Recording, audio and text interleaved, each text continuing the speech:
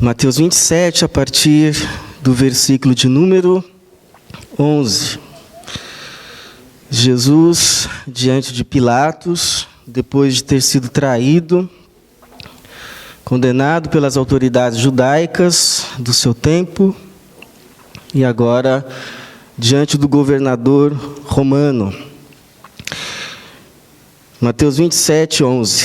Jesus ficou em pé diante do governador, e este lhe perguntou: Tu és o rei dos judeus? Jesus lhe respondeu: É como dizes. Mas ao ser acusado pelos principais sacerdotes e pelos líderes religiosos, Jesus nada respondeu. Pilatos então perguntou-lhe: Não ouves quantas acusações fazem contra ti? E Jesus não lhe respondeu a uma pergunta sequer, de modo que o governador ficou muito admirado. Por ocasião da festa, o governador costumava soltar um preso que o povo escolhia conforme queria. Naquela ocasião, havia um preso bem conhecido, chamado Barrabás. Então Pilatos perguntou ao povo que se ajuntara: Qual destes quereis que vos solte, Barrabás ou Jesus, chamado Cristo? Pois ele sabia que o haviam entregue por causa de inveja. Estando ele sentado no tribunal, sua mulher mandou-lhe dizer: Não te envolvas na questão desse justo, porque hoje em sonho sofri muito por causa dele. Mas os principais sacerdotes e os líderes religiosos convenceram as multidões a que pedissem Barrabás e mandassem matar a Jesus. Então o governador perguntou-lhes: Qual dos dois quereis que eu vos solte? E eles disseram: Barrabás.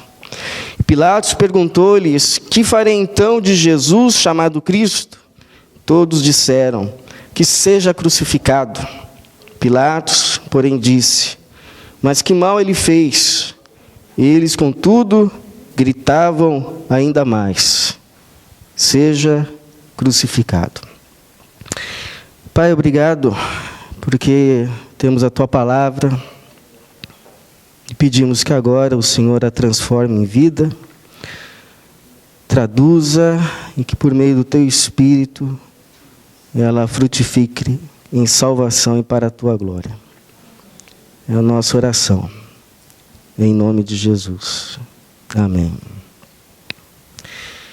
Frohe Ostern. Feliz Páscoa. Quantos aqui essa semana e nas que se antecederam viram essa frase espalhada pela cidade, lojas, estabelecimentos, e sempre acompanhada de um coelhinho? Eu vou ser bem sincero com você. Eu nunca me incomodei com coelhinho. Nunca. Pelo contrário. Teve uma vez, inclusive, que uma irmã me disse: Pastor, você devia pregar um dia que Páscoa não é coelhinho. E eu fiquei assim para mim: coitado do coelhinho. Coelhinho não faz mal para ninguém, coitado. Fica lá com os ovinhos dele, chocolate. Aliás, até gosto de ovo de chocolate. E se você quiser me dar um, ainda está em tempo. Páscoa ainda não acabou. Mas essa semana eu confesso a você que eu comecei a refletir uma coisa. Que é muito, muito mais fácil colocar um coelhinho. Fiquei pensando assim: se uma dessas lojas, por acaso, resolvesse, ao invés de colocar um coelhinho ao lado de Feliz Páscoa, colocasse uma cruz, um túmulo vazio, e escrevesse: Jesus está vivo, Feliz Páscoa. ia pegar mal. As pessoas olhariam para esse estabelecimento com estranheza. Deve ser uma loja de religiosos, gente supersticiosa, gente atrasada, gente mal informada. Poderia agredir alguns. Afinal de contas, nem todo mundo que vive em base é cristão. Então, colocar Jesus está vivo pressupõe ressurreição. Mas nem todo mundo acredita em milagre. Colocar Jesus está vivo pressupõe que ele é diferente. Talvez seja mesmo filho de Deus. Mas nem todo mundo vê Jesus como filho de Deus. Então, para não agredir, para não pegar mal, é melhor colocar Frohe Ostern e ao lado um coelhinho. E eu fiquei pensando assim, irmãos, se hoje a nossa maior tentação como cristãos não é nem tanto ir para o mundão e cair nas tentações e nos pecados, porque afinal de contas, nós sabemos que não é esse o caminho, que isso não leva a nada, que isso é ilusão, e que no final das contas só vai trazer sofrimento e morte. A maior tentação nossa, como cristãos, e como igreja de Jesus que vivemos nesse tempo, que muitos chamam de um tempo secularizado, um tempo chamado inclusive por alguns de pós-cristão. A maior tentação para nós, igreja, não é ir para o mundão e cair no pecado. A gente já foi liberto disso. A nossa maior tentação é assumir um evangelho que não incomoda. Um evangelho que não faz barulho, que não agride, que não confronta, que não cria caso, que não cria problemas, que não exige sacrifícios, que não nos coloca em maus lençóis por causa da fé. Em outras palavras, a nossa maior tentação como igreja hoje é assumir um evangelho sem cruz. Um evangelho sem cruz. Porque o que ia acontecer se lá no trabalho a gente resolvesse abrir a boca e falar que é de Jesus?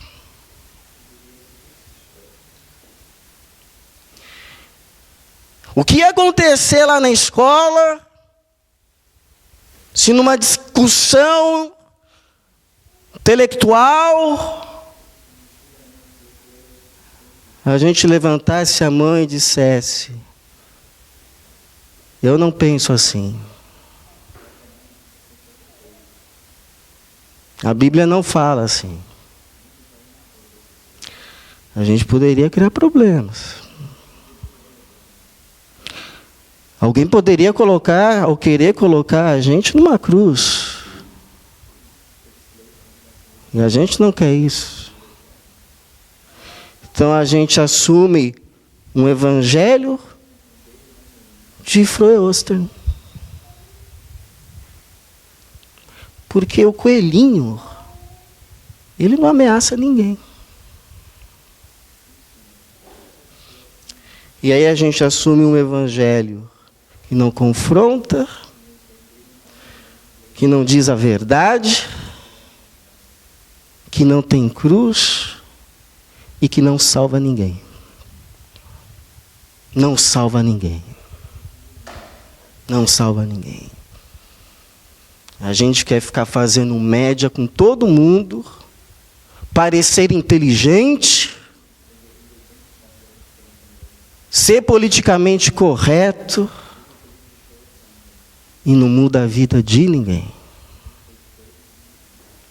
Por isso eu fiquei pensando, quais seriam as verdades que a gente precisaria retomar, se afinal de contas assumimos que somos povo de Deus, igreja de Jesus, nesse tempo, nessa época, nessa cidade, custe o que custar. Porque alguém já disse que enquanto Jesus só ficava fazendo milagre, multiplicando o pão, estava tudo bem, ele nunca ia ser crucificado por causa disso. O problema é quando ele reabriu a boca. Quais seriam as verdades? Que esses dias, que são chamados por alguns de dias da paixão, nos relembra. Como igreja, primeiro, que a maior questão para nós cristãos é uma só. Não é quanto a gente ganha, o quanto a gente deixa de ganhar.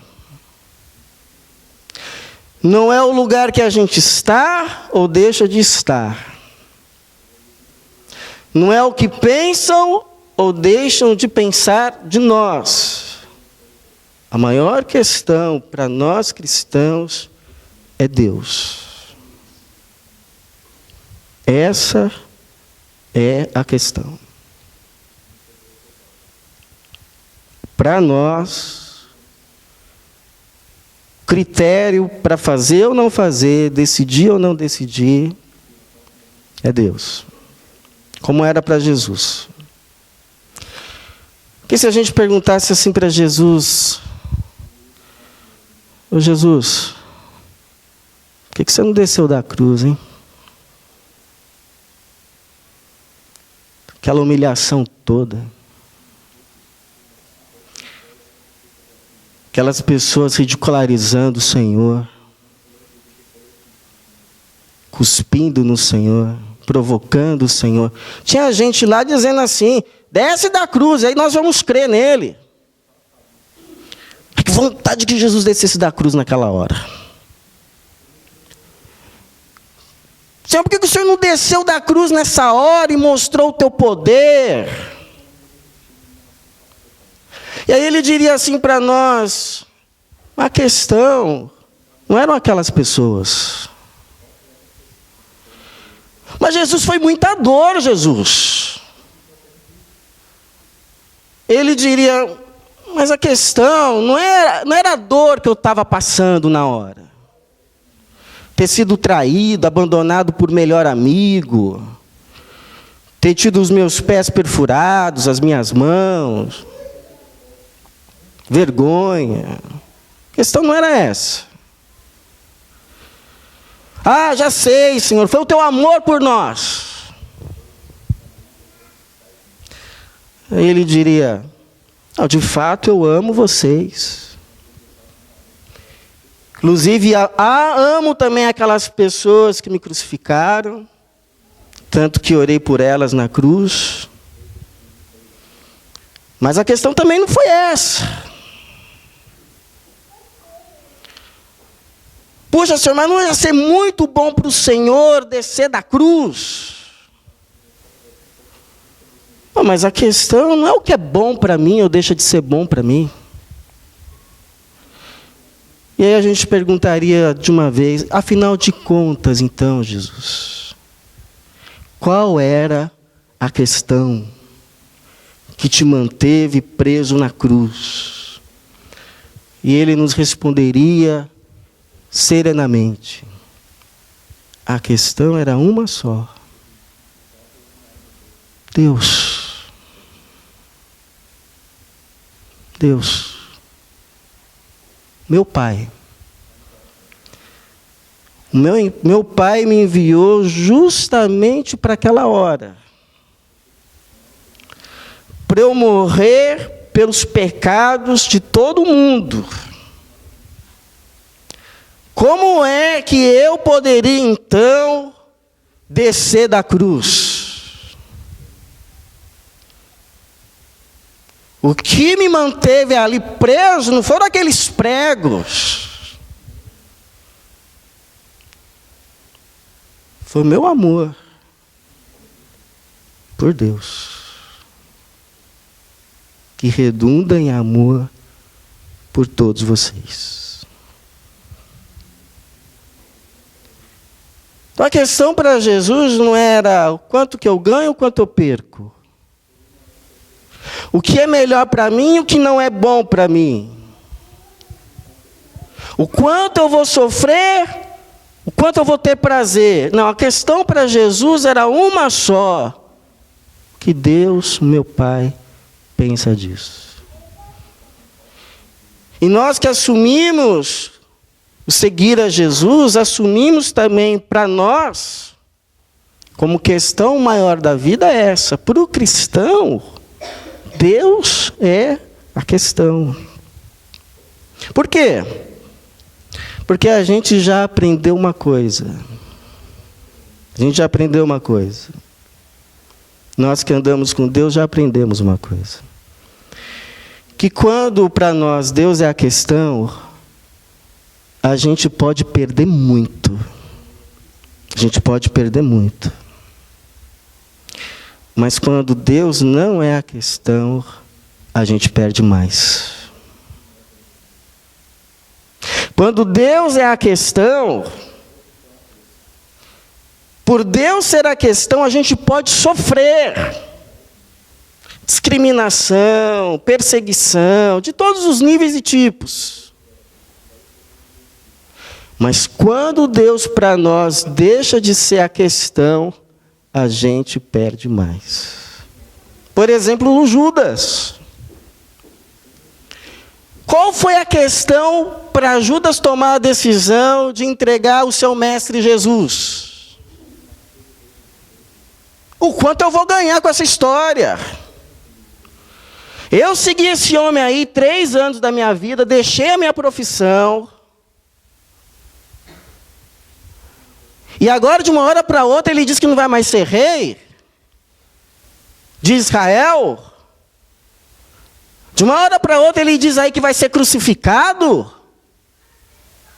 Que a gente está indo para Jerusalém não para fazer uma revolução contra Roma, mas para ele entregar a vida. Ah, eu não posso sair dessa história sem ganhar nada. Já ouviu essa frase? Eu não vou sair dessa história sem ganhar nada, não. Alguma coisa eu vou levar. Quando eu entro numa situação, eu entro para ganhar, não entro para perder. E aí a questão para ele foi 30 moedas de prata. Dinheiro bom. Dinheiro bom, dá para comprar um terreno. Quer comprar terreno? 30 moedas de prata, comprava um bom terreno em Jerusalém. E aí ele ganhou 30 moedas de prata. Mas perdeu a paz, a sanidade e a vida. Por isso que há um conselho para você ter paz. Entrega o seu futuro nas mãos de Deus. E tenha uma só preocupação: fazer o que é reto aos olhos de Deus hoje, aonde você está e com quem você está. Porque Provérbios diz assim: o temor do Senhor conduz à vida. Quando a gente deixa de ter Deus como critério, a vida perde a referência.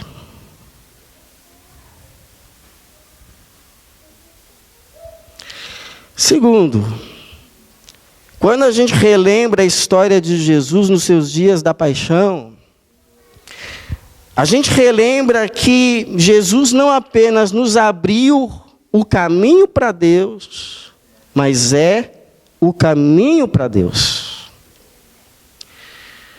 Ele é o caminho para Deus. Eu estava conversando com uma tibetana essa semana, e eu estava falando para ela que eu concordo com o Buda, que nós somos chamados a transcender. E aquilo que ela chama de nirvana, de Deus impessoal, a força, eu chamo de Deus e entendo como Deus pessoal. Tem uma vontade que ama e que enviou Jesus. Agora o problema é que o caminho entre eu e esse Deus estava bloqueado. Isaías vai chamar esse bloqueio de pecado. Ele disse: são os vossos pecados que fazem separação entre vós e o vosso Deus. Estava bloqueado. É por isso que lá no templo de Jerusalém, o lugar chamado Santo dos Santos, lugar onde Deus se manifestava, lugar considerado como presença de Deus, ele era assim dividido por uma cortina grossa, espessa. E ali o sacerdote entrava uma vez só por ano, com o sangue de uma vítima, de um cordeiro,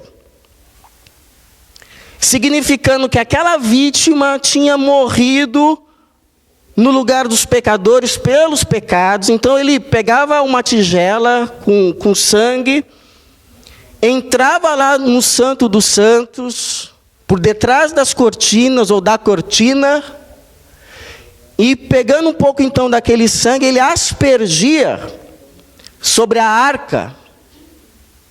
E dentro dessa arca estavam os 10 mandamentos, simbolizando o quê?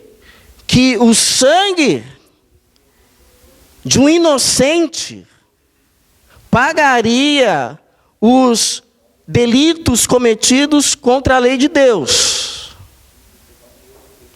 Isso era um símbolo daquilo que o Messias faria. Só que isso se perdeu na história de Israel, até porque, se eles assumirem isso, tem que assumir que Jesus é o Cristo. Mas quando Jesus lá na cruz, ele morre, acontece isso que o Mateus registra no capítulo de número 28, versículo de número 50 e 51, que diz assim: e Jesus, bradando de novo em alta voz, entregou o Espírito. E eis que o véu do santuário se rasgou em dois, de alto a baixo, e a terra tremeu e as rochas se partiram. Ou seja, o véu se rasgou, porque com a morte de Jesus, Deus disse: o sacrifício está feito. E os pecados todos estão perdoados. Aquilo que bloqueava o caminho do homem até Deus, agora foi aberto por meio do sangue de Jesus. E por meio de Jesus agora podemos entrar na presença de Deus. Por meio do sangue de Jesus. É por isso que o autor de Hebreus vai dizer que Jesus nos abriu um novo e vivo caminho. Por isso o véu se rasga. O caminho agora para Deus está aberto. Foi como o caso de um sujeito numa loja,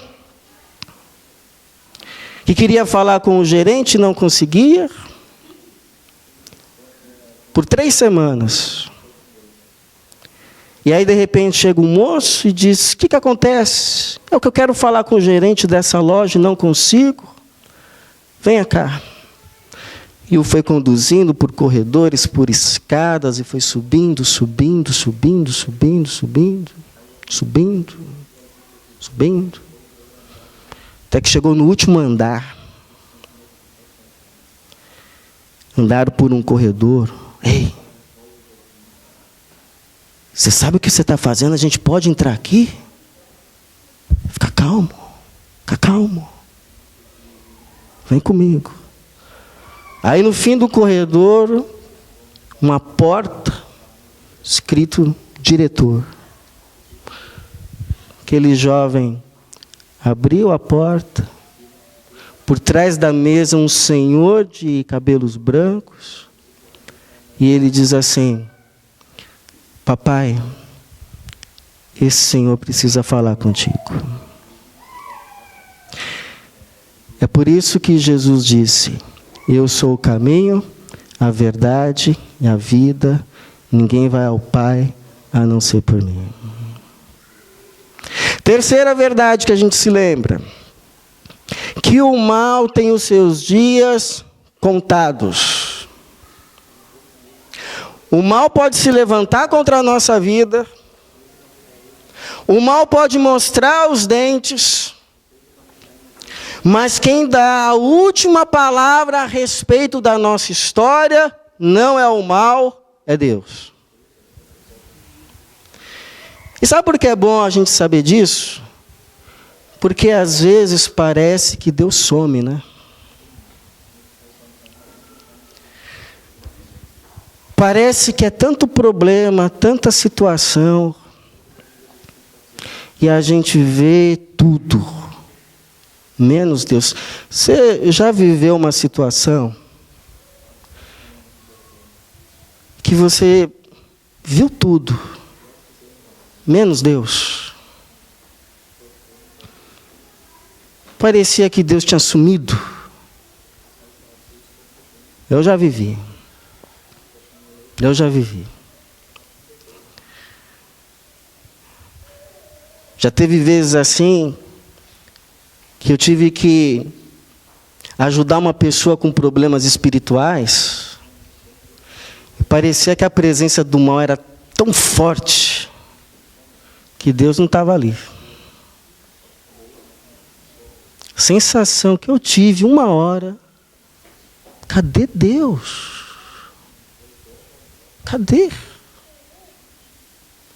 Parece que sumiu. Às vezes é assim. Você lê o capítulo 27 de Mateus, você vê tudo menos Deus. Parece que Deus deixou de mão. Jesus lá. Aí você vê traição, vê gente negando que conhecia Jesus, vê injustiça, vê calúnia, vê abuso. Abuso. Que pegaram, vestiram Jesus lá com uma roupa escarlate para humilhá-lo. Precisava, abuso. Soldados que pegavam o cedro que estava na mão dele e batiam na sua cabeça. Cadê Deus? Parecia que Deus tinha sumido.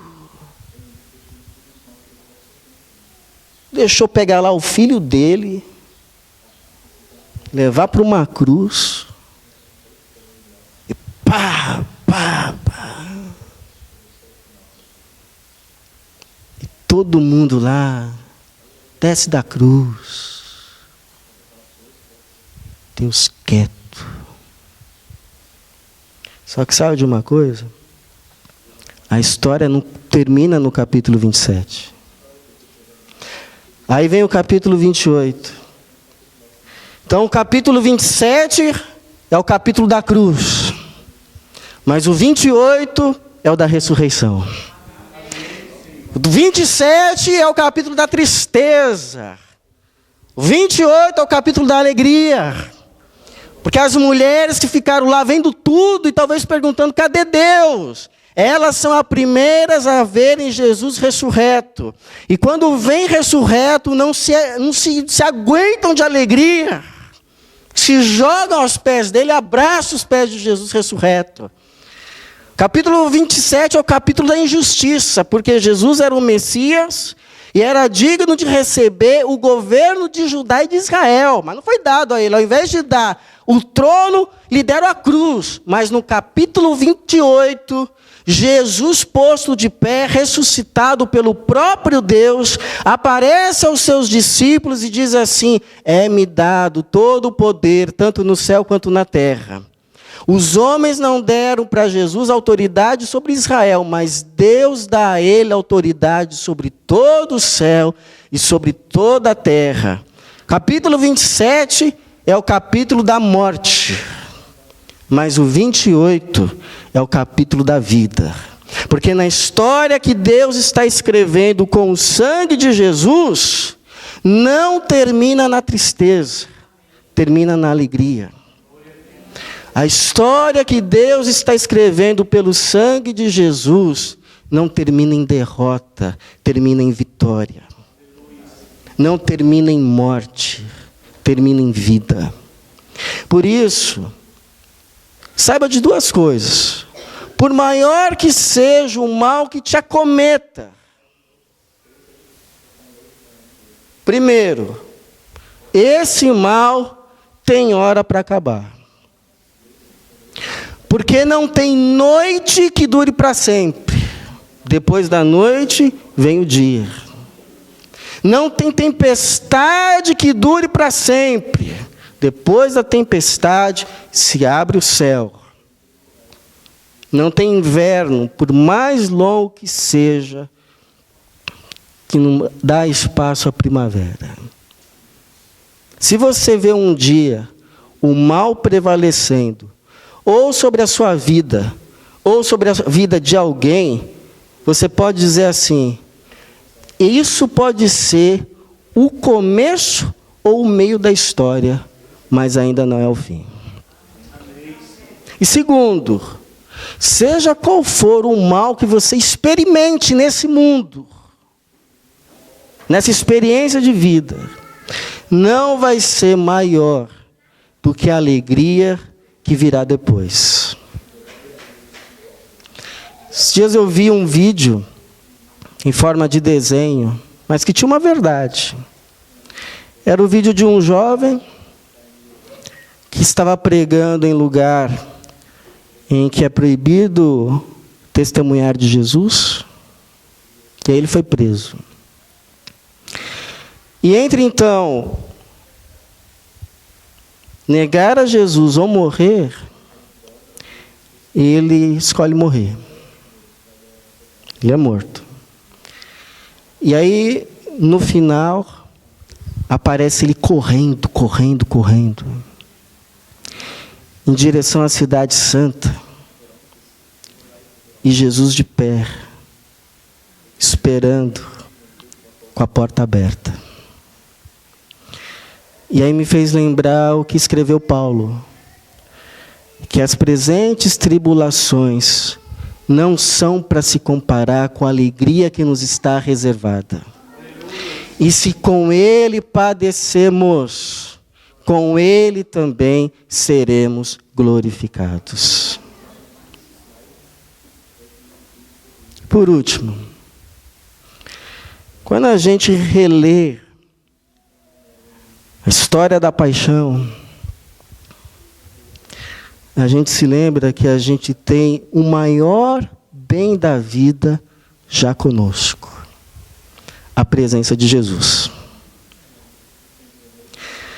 Esses dias o meu filho me perguntou assim: papai, lá no céu tem ouro e animal? Eu falei assim para ele: filho, pode até ser que tenha, mas se tiver ouro e animal e não tiver Jesus, não é céu. Porque o que faz o céu ser céu é Jesus. É a presença de Jesus. O que faz o céu ser céu uma casa ficar mais parecida com o céu, uma igreja, um casamento, é a presença de Jesus. E essa presença Ele já prometeu. Porque Ele termina, o Evangelho de Mateus termina no versículo 20 do capítulo 28. E termina assim, Jesus dizendo: ensinando-lhes a obedecer a todas as coisas que vos ordenei, e eu estou convosco todos os dias até o final dos tempos. Interessante que depois vem um ponto. E a gente não sabe o que vem depois do ponto. Porque Jesus reapareceu aos seus discípulos. Eu estou vivo. A morte não me prendeu. Os pecados já foram perdoados. Foi-me dada autoridade tanto no céu quanto na terra. Agora vão e façam discípulos de todas as nações. E os ensine a guardar tudo que eu ensinei. E não precisa ter medo. Não precisa ter medo de cara feia. Não precisa ter medo de achar que você não entende nada. Não precisa ter medo se quiserem te colocar numa cruz. Por que, Jesus? Porque aconteça o que acontecer, eu vou estar com você. O que diferencia a vida do cristão da vida de qualquer outro não é que a gente, por ser cristão, a gente é abençoado e quem não é cristão não é. O sol nasce para todo mundo. A maior diferença entre nós cristãos e de quem não é cristão não é que a gente é livre de problemas, a gente não sofre, os nossos filhos não ficam com febre, o carro não quebra, cristão não perde emprego, não é isso. A diferença entre nós que seguimos Jesus e quem não segue não é que um é abençoado e outro não é. A diferença é que a gente tem a certeza que Ele está com a gente e nós estamos com Ele para sempre. Para sempre. Aconteça o que acontecer. Nem a morte pode nos separar de Jesus. Nós estamos unidos com Jesus para todo sempre. Nem anjo, nem principado, nem morte, nem fome, nem espada poderá nos separar do amor que está em Cristo Jesus, o nosso Senhor. Essa é a diferença. Então vamos. Então vamos ser cristãos nesse mundo. Vamos ser a testemunha do ressuscitado. Que aconteça o que acontecer, Jesus está com a gente. Você sabe o que quer dizer Páscoa? Passagem. Porque Cristo morreu e ressuscitou, a gente passou da morte para a vida. A gente passou do mundo do pecado para Deus. E para sempre. Ninguém, nada pode nos tirar das mãos de Jesus. Ele está vivo e nós estamos vivos para sempre com Ele. Por isso toda a glória, toda a honra, todo louvor seja dado ao nome de Jesus. Porque como Paulo disse, Jesus é a nossa Páscoa. Sacrifício pelos nossos pecados. Amém.